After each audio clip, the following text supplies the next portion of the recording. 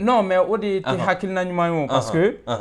bɛɛ bɛ k'i yɛrɛ tromper ni o hakilina in de parce que a fɔra ka fɔ logements sociaux a dabɔra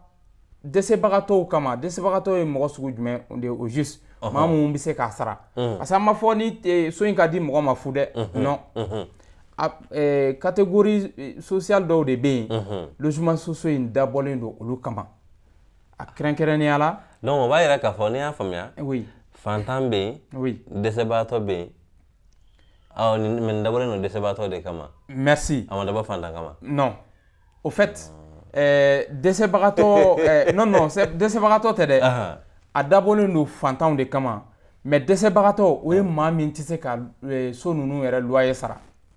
donc fantan oui o ye min bɛ se ka dɔ kɛ merci mais a tɛ se ka girin ka koba k'a yɛrɛ merci donc dɛsɛbagatɔ ye min tɛ se ka foyi k'a yɛrɛ merci bon o dɛsɛbagatɔ ninnu fɛnɛ ministère de la solidarité et de l'action humanitaire o ministère la fantan fɛn o fɛn bɛ Mali kɔnɔna la ni a latigɛra ka fɔ e ye fantan e ye dɛsɛbagatɔ ye i ka ɲi ka sɔrɔ olu ka base de données kɔnɔna la donc ni sodiw bɛ kɛ ministère de la solidarité monsieur Jara olu de bɛ consulter k'a lajɛ a Mali kɔnɔ fantan jumɛn de bɛ yen vraiment ni se t'a ye ni a ni so ka kan a tɛ se ka so sara ni u ladɔnnen don aw fɛ donc kɛrɛnkɛrɛnnenya la ministère de la solidarité et de l'action humanitaire olu ka base de données kɔnɔ fantan fɛn o fɛn bɛ Mali kɔnɔ ni e b'a dɔn k'i ye fantan ye a ka ɲi ka sɔrɔ e répertorielen bɛ olu ka yɔrɔ la donc c'est en ce moment i ka dossier di commission d'attribution des logements sociaux mɔgɔw ma k'a fɔ an kɔni an ka ministère la fantan dɔw bi yan fantan mun ni jigiya t'u ye fosi donc mɔgɔ kan ka taa ka t'e inscrire olu fɛ yen ou bien olu de bɛ yaala k'a ɲɛɲini u yɛrɛ ye cogo dɔ la bon normalement olu ka ɲi k'a ɲɛɲini u yɛrɛ ye mais mɔgɔw yɛrɛ fɛnɛ bɛ se ka taa ni i yɛrɛ ye ka t'i inscrire n'i taara i inscrire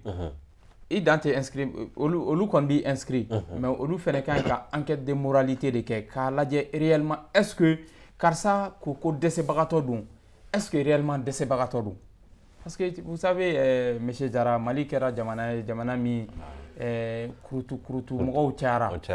an y'a ye k'a fɔ 2019 sodi tɛmɛnenw na maa dɔw tun taara u yɛrɛ kɛ denmini ye k'a sɔrɔ fɛn bɛɛ se b'u ye bon an bɛ se ka mun de fɔ o fɛn sugu la a fɔra se tɛ mɔgɔ minnu de k'olu de ka taa u inscrit ministère de la solidarité et de l'action humanitaire la olu ministère de bɛ se k'u ka situation bila ka taa commission mɔgɔw fɛ yen donc mɔgɔw sɔrɔla mɔgɔ mun bilala ka taa commission d'attribution mɔgɔw fɛ yen mɔgɔ 4 ɲɔgɔn na ni sɛgɛsɛgɛliw y'a jira k'a fɔ vraiment ninnu tɛ fantan ye ninnu ni fantanya ma se yɔrɔ kelen ale minɛ la kan ka kɛ cogo di kuma bon jamana don jamana min wagati dɔw la fɔli ka gɛlɛn sariyaw tɛ labato sinon ni sariya bɛ labato réellement n'i minɛna o la i ka kan ka sanctionner mais ni sariya tɛ labato Jara bɛɛ b'i sago kɛ mais an b'a ye k'a fɔ so ninnu n'a dira mɔgɔ caman bɛ yen an b'a ye kalo 1 kalo 2 kalo 3 dɔrɔn an b'a ye u bɛ sin ka bala k'u ta yɛlɛma k'a kɛ étages ye o bɛ faamu cogo di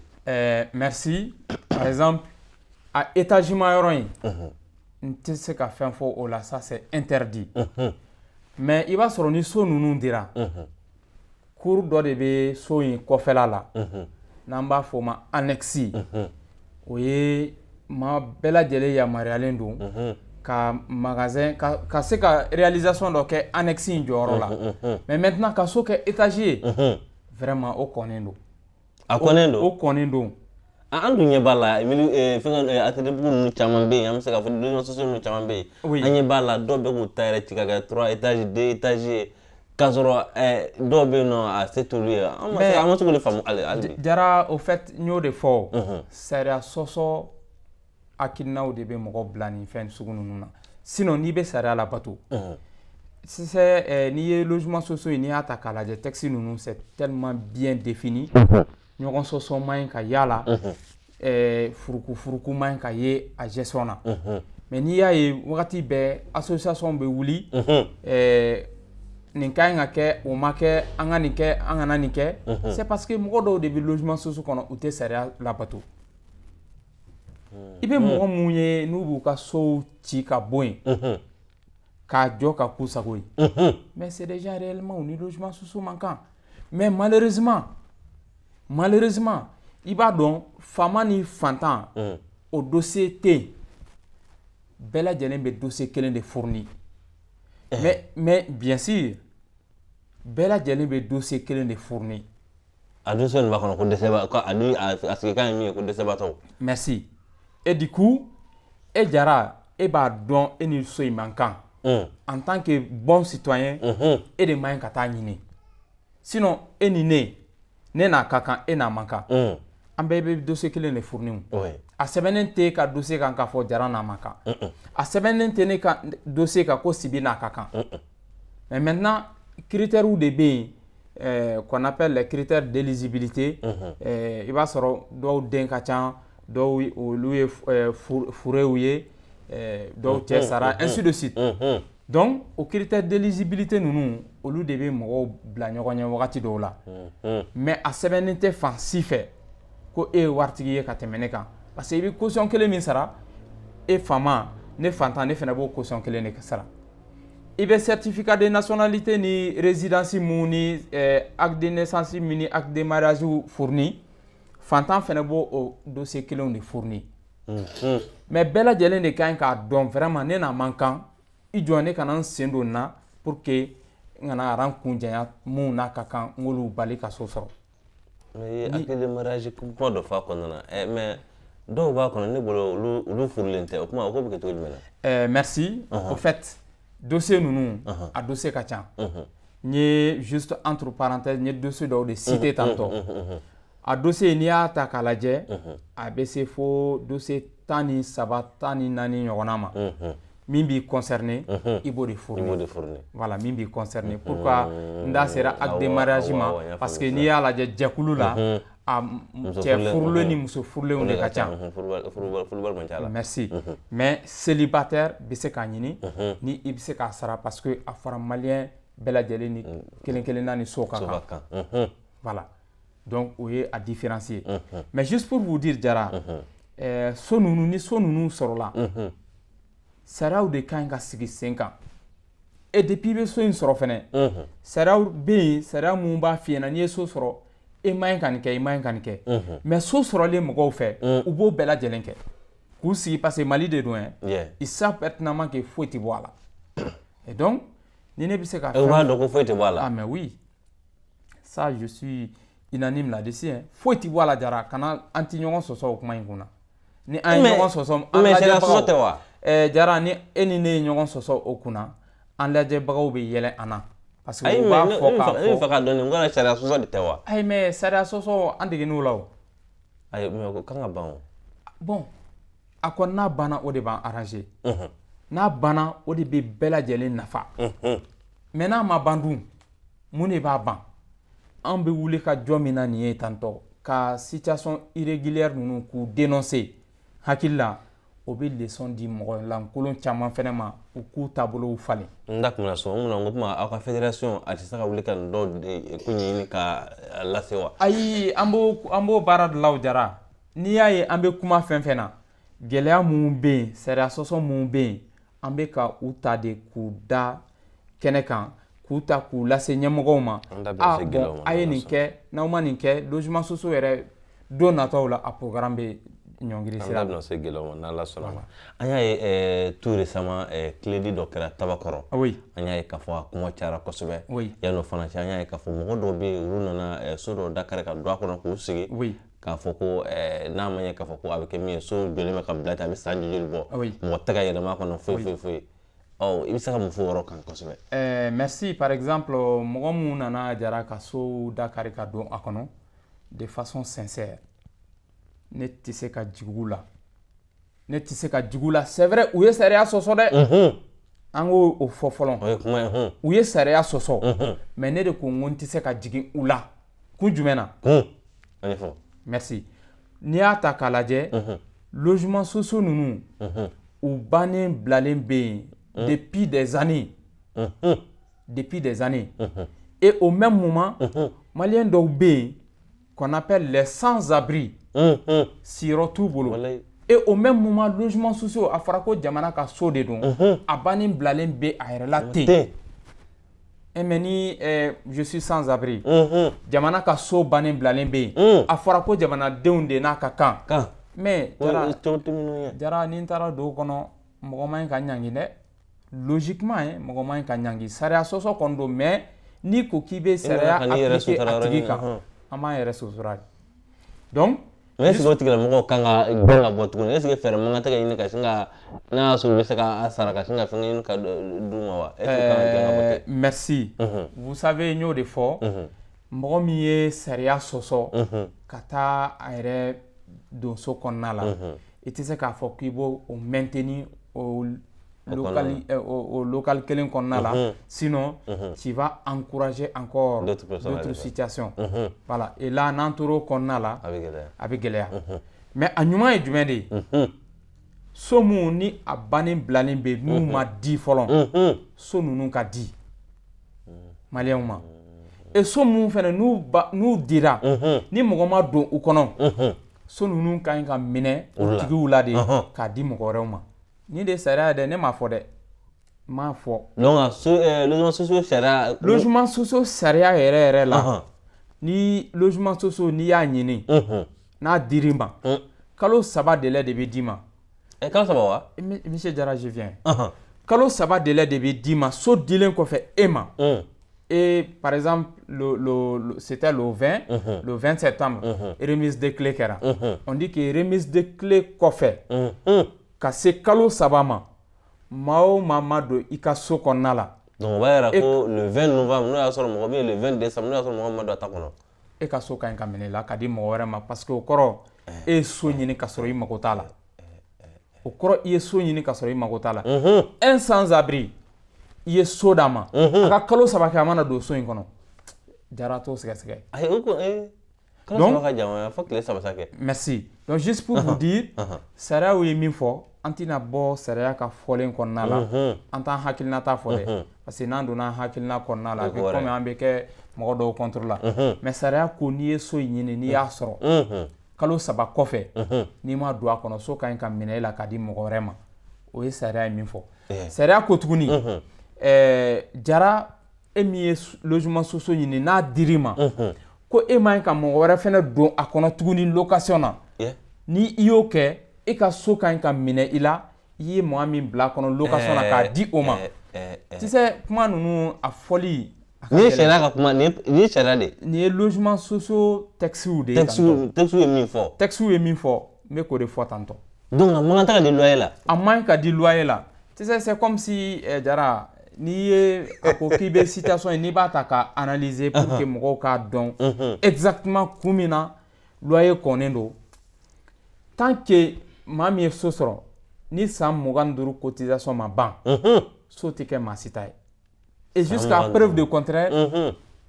il n'y a vu so fin dire na à travers les logements sociaux de Tabako tigi kelen de be so nununa o tigi e jondi jamana et particulièrement Jamana fait service do bla sonunu géré kama ça c'est l'office malien de l'habitat dans les contrats de location vente à semaine do akono clairement le propriétaire des lieux c'est l'office malien de l'habitat et l'acquéreur ni o bénéficiaire o est locataire de donc loyer tu sera et locataire sera sur louer mo merci. Donc, locataire, tu sais qu'à so louer. Donc, voilà un peu ce que les textes interdisent. Mais, il y a ta la défense, il va y avoir les logements sociaux à travers le Mali, ni synthèse minke,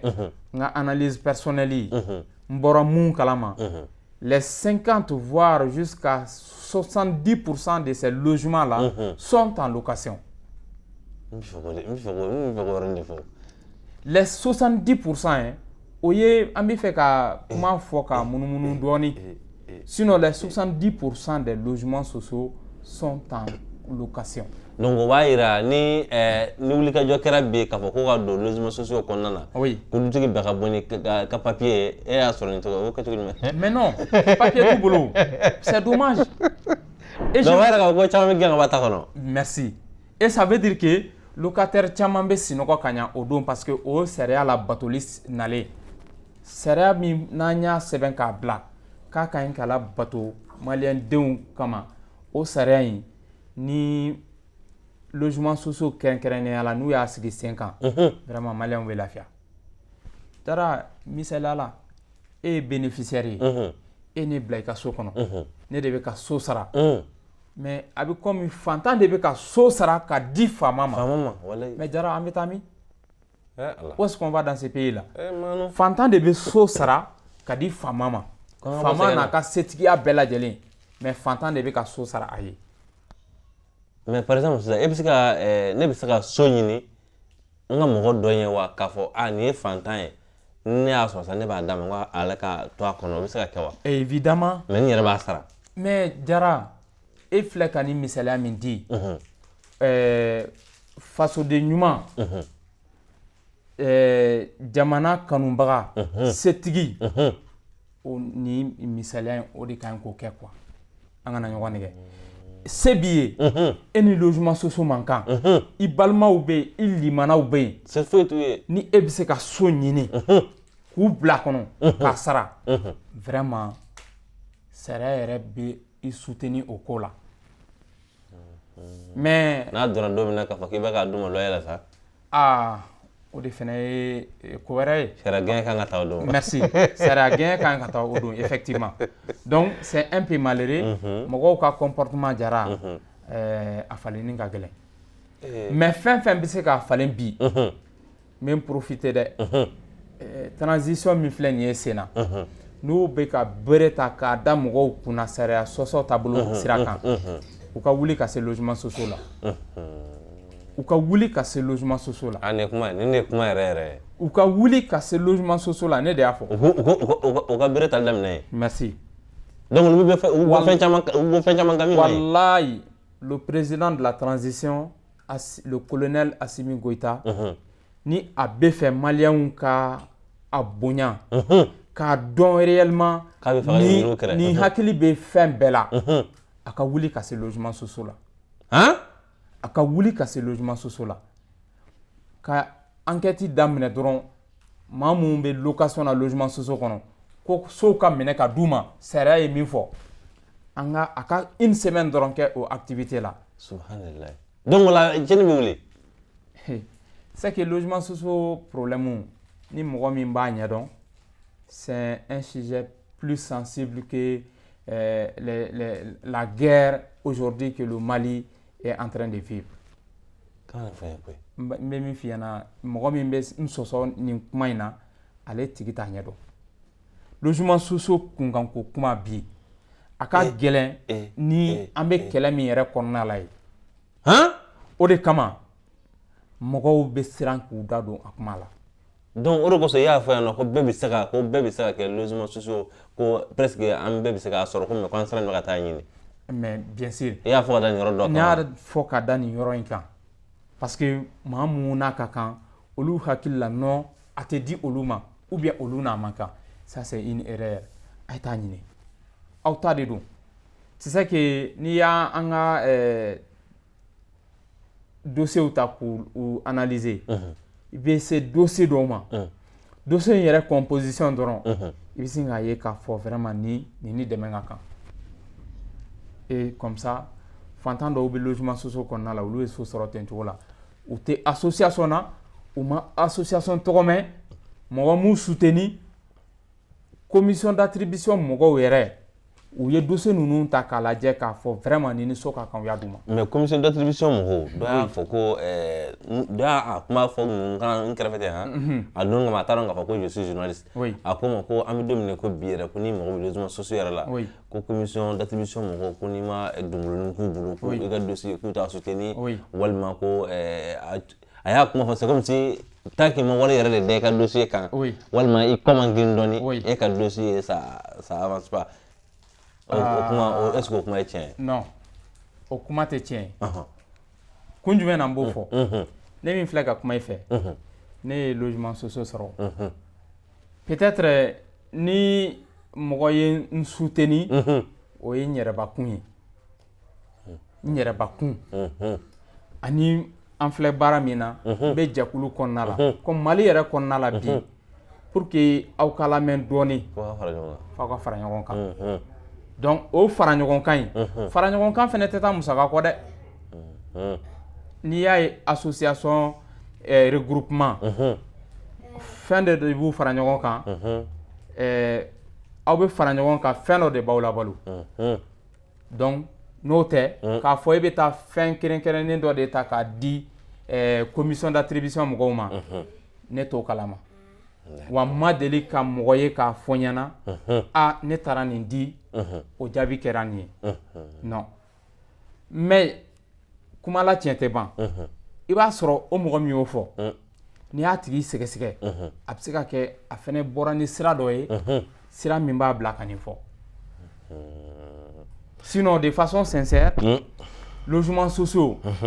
à part i b'i ka caution n'i ka apport personnel min bila banque la n'a bɔr'o la musaka wɛrɛ t'a la donc o b'a yira k'a fɔ n'i tɛ banque fana na i kɛ man di k'a sɔrɔ quoi non n'i tɛ banque la i tɛ se k'a sɔrɔ parce que dossier ninnu na banque i ka numéro de compte bancaire ani i bɛ wari min bila comme caution o bɛ taa déposer banque de kɔnɔna la bon ni e tɔgɔ sɛbɛnnen tɛ banque la a ka gɛlɛn i tɛ maa si sɔrɔ k'a fɔ ko so b'a bolo mais caution ko in na o yala e bɛ se ka mɔgɔ hakili lajigin dɔɔni a caution b'a daminɛ joli la ka taa fɔ joli ɲɔgɔnna na par exemple logement à type ka ca il y a les logements de type F3 olu caution bɛ taa 266 000 wa 50 ani fila ni 200 ɲɔgɔn na voilà donc o bɛ taa o la et du coup o ye F3 ye et les logements de type F4 olu ye 2 50 000 ye 2 50 000 donc voilà un peu je dis so ninnu ma dabɔ fantan ni kule kama fantan catégorie fɛnɛ bɛ ɲɔgɔn ɲɛ donc il faut voir F3 au caution 266 000 mais maintenant les F4 au caution 2 50 000 voilà un peu la différence donc juste pour vous dire logement ninnu a dabɔra catégorie sociale dɔw de kama mais a ma fɔ ni se fosi t'i ye ko logement social bɛ ta ka d'i ma n'a taara ka d'i ma fu a programme bɛ jɔ dɛ dɔwɛrɛ tɛna se ka jɔ ka d'i ma dɔwɛrɛ tɛna se ka jɔ d'accord voilà donc o b'a yira k'a fɔ ko gɛlɛya caman ale b'a kɔnɔna na i bɛna se ka ɲɛfɔli kɛ an ye ko an bɛ waati min na sisan aw ka fédération ye a bɛ ka gɛlɛya jumɛn de rencontrer sur le terrain très souvent a ko kɔnɔna na gɛlɛya fɔlɔ min n'an bɛ k'o rencontrer vraiment o gɛlɛya in o ye an ka espace public ko ye an ka espace public ninnu à travers les logements sociaux c'est vraiment dommage dugukolo kurutukɛlaw comment on dit ça encore les coxeurs effectivement coxeurs ninnu en réalité olu de bɛ ka an ka dugukolo in olu bɛ ka a tiɲɛ an bolo u bɛ ka yaala n'u ye kɛnɛlankolon min ye u bɛ taa ka kɛnɛ ninnu feere mɔgɔw ma logements sociaux kɔnɔ ka tila ka taa o kɛnɛw feere yan voilà donc gɛlɛya fɔlɔ min b'an kan bi o ye an ka espace public ye mɔgɔw ye kɛnɛlankolonw bilalen u hakili la kɛnɛ ninnu ci t'u la quoi et du coup alors que kɛnɛ ninnu bilala fɛn dɔw de kama an ka école placew an ka dɔgɔtɔrɔso placew an ka terrain de football an ka espace vertw et ainsi de suite espace ninnu bilalen bɛ nin fɛn ninnu de kama mais an ye mun de kɔlɔsi an ka coxeurs dugukolo ɲagaminanw u wele do k'u ɲɛrɔ kin ka kɛ an ka kɛnɛw kan logement sociaux yɛrɛ kɔnɔ logement sociaux yɛrɛ kɔnɔna la donc mais oui je vous dis ne bɛ k'a fɔ dɛ mais ça peut c'est ça que adamaden n'i ye fɛn o fɛn fɔ n'a bɛ se ka vérifier i b'a fɔ ka dan sira la mais n bɛ ka fɛn min f'i ɲɛna mɔgɔ si tɛ se ka sɔsɔli kɛ maa si tɛ se ka sɔsɔli kɛ je vous dis ah non contrôle kan ka wuli nin ko ninnu kama et du coup nous en tant que fédération an ye programme d'activité dɔ bila sen kan an bɛ yala yala ni an ye maa minnu ye n'u bɛ ka so jɔ so min tɛ logement sociaux so ye et logement sociaux kɛnɛ kɔnɔna la an bɛ i bilasira parce que an tɛ autorité mais an ye jɛkulu min fɛnɛ ni surveillance ka kan jɛkulu min ka ɲi ka dɛmɛ don sigida ma donc o kɔnɔna la an wulila ka se mɔgɔ caman ma an balimaw de don an dɔnbagaw de don n'i nan'i ka wari don nin na e bɛ ka so min jɔ à court ou à long terme un jour ça va être démoli i ka wari de donna la yanni an ka se so cili kɛnɛ kan a fɔ n'aw ye so in jɔli dabila an bɛɛ tɛ lafiya donc an sera ka mɔgɔ caman sensibiliser dans ce sens kɛlɛ tɛ dɛ an kɔni an bɛna f'i ɲɛna sariya ye nin de fɔ bon n'i ye nin kɛ a kɔlɔlɔ ye nin ye donc c'est à la personne maintenant de voir n bɛ a kɛ ou bien n t'a kɛ an kɔni an tɛ sigi a fɔli la an tɛ ɲinɛ mais an ni mɔgɔ ma deli ka ɲɔgɔn sama a ko nɔfɛ fɔlɔ non an ni dɔw ye ɲɔgɔn sama fo gendarmew nan'u cɛ ni ɲɔgɔn sama bɔra la jagosa la kulokun gɛlɛya yɛrɛ a tigi kun bɔra lamɛn mun kan mais non n y'o de fɔ o c'est tellement que malien n'a ye wari sɔrɔ dɔɔni a bɛ fɛn min bila kunkolo la wari b'a bɛɛ ɲɛnabɔ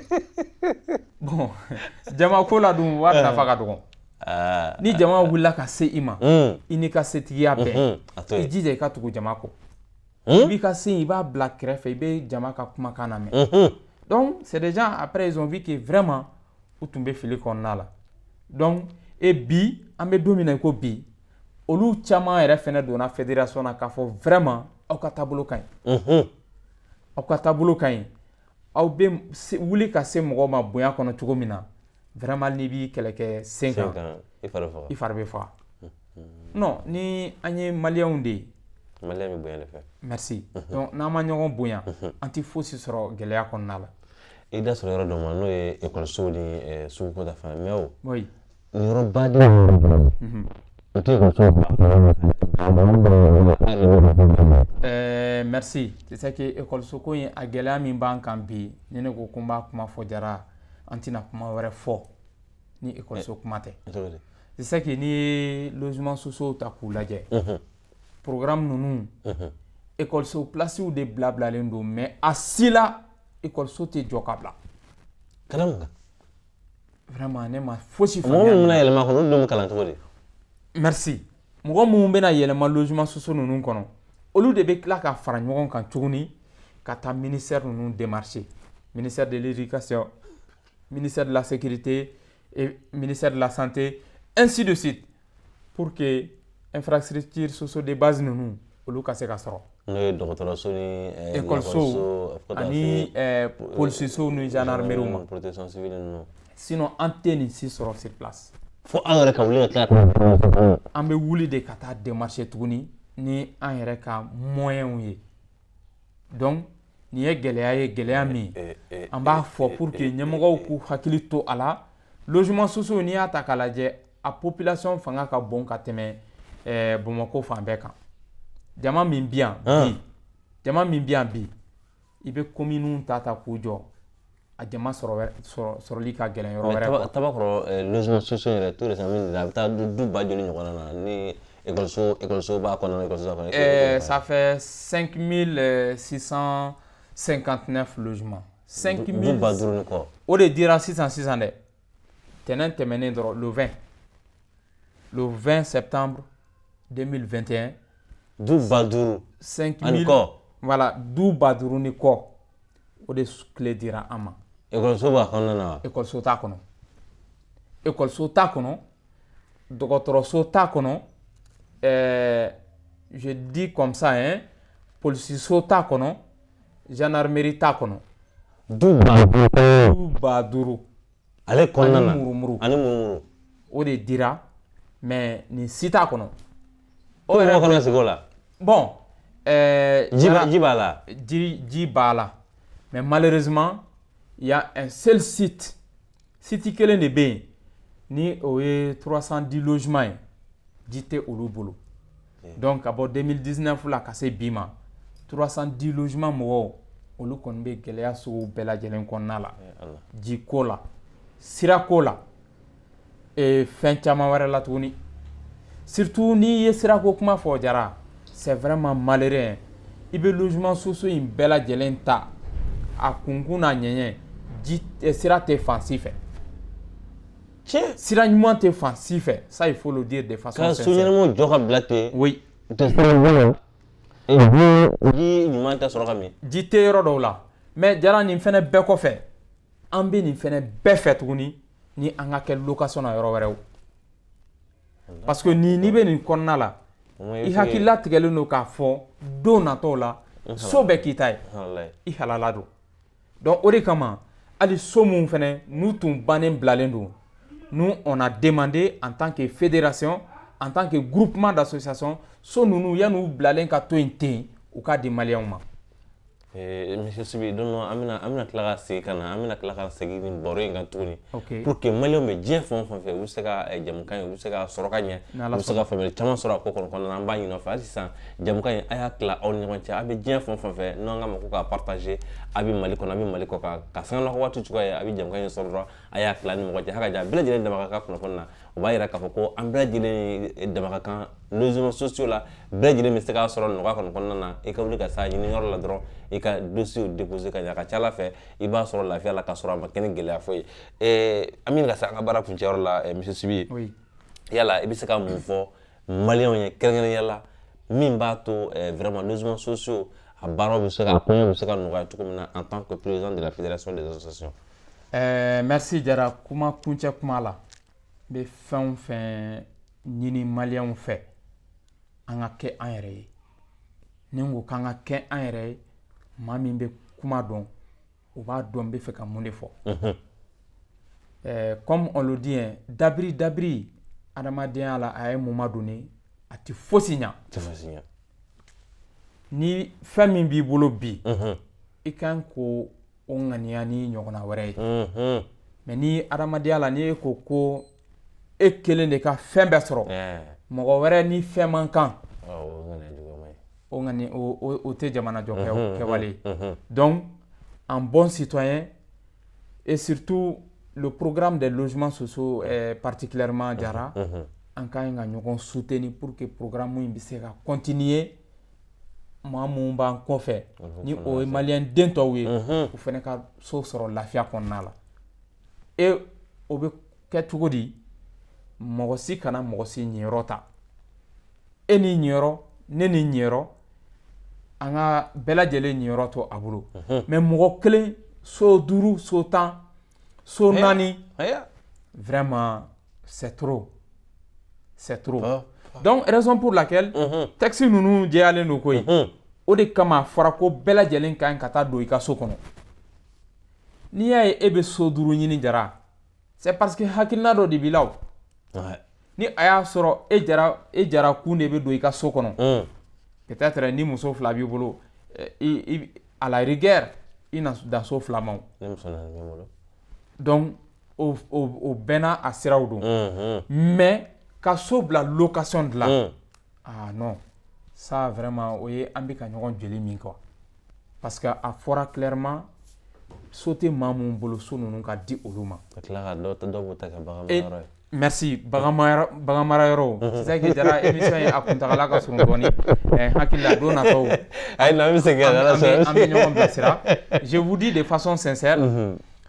ni sanction ka ɲi ka ta mɔgɔ kama bi maa mun ye logement sociaux sɔrɔ ka ban ka yɛlɛma a kɔnɔ walayi u ka ɲi ka sanctionner parce que u ka comportement n'i ko k'i b'a qualifier i bɛ don mɔgɔw gasi la c'est vrai Sinon, Nyangoya pire et simple, comme on le dit. Nyango donnant des dons, quoi. Ça, il faut le dire clairement. Parce que c'est que so mine ka blater dans la nature, et békan ka don à kono, et au détriment des êtres humains. Mais déjà, un beau famille à tout dit. Donc, wole kan labana, mbemi ni malien fait. Logement social d'abord en malien don de kama. Surtout mamouni surtout bolo. Au sotigou. Aya ke ala kama akwa soto sonta umbolo nga kuma la bana aw sotigu jara aya ke ala kama akwa so nunu to sonta umbolo so nunu u lakana balia bi o sorola mamu be ka so nyini ka blate mate do akono e o so nunu fene yele malendo ambolo ka ke fen suku be donc anda na sa insécurité oro maduna na tawla ni ala sonama amba nyini malien fait surtout logement social be mun bolo nous kelen no ka datu ka blainte amada bo kama d'accord vraiment amada bo kama jara Monsieur Sibi ambi fo dante fulimina la ka malien bela jiden fo mo be ko o sigile me ka jam kan kale la gene san kon na ambi o bela jiden fo dante fulimina aya ira ola non pesu tv an kale kando fo iji mali ale ka jojo sen manka wa ambila jiden ka do dakle fe ka bo dakle fe o tinye troche la mimi semina o ko ke no kera aka chala fe jamana ale bi jonga nyuma saraka kama fo juguma saraka me nyuma saraka o mami dugo de ke jamana albi ala ka basigi jamana ala kando dakle fe ka bon dakle fe garambe jamana kono ala ka ban an kenengena an ba yini ala fe ya rabbi maldenw abi jien fon fa kenengena nga tukana ke ami dugo ke o ye abi jien fon fa ya rabbi ala ka signi aw nyuma aw fasola tara la yini min ke ala ka blajide noya o ye kuma bi ani femi le président de la fédération des associations des bénéficiaires et demandeurs de logements sociaux n'a betaleke femi monsieur Bourama Gimala Sibika ani ale de kini nyomolo bi donc amba donc mo chama aye famille sur la kuma ay jam kan aya kla on yon chami do ke ala kambe anyona warama wa assalamu alaikum wa rahmatullahi ta'ala wa barakatuh shukran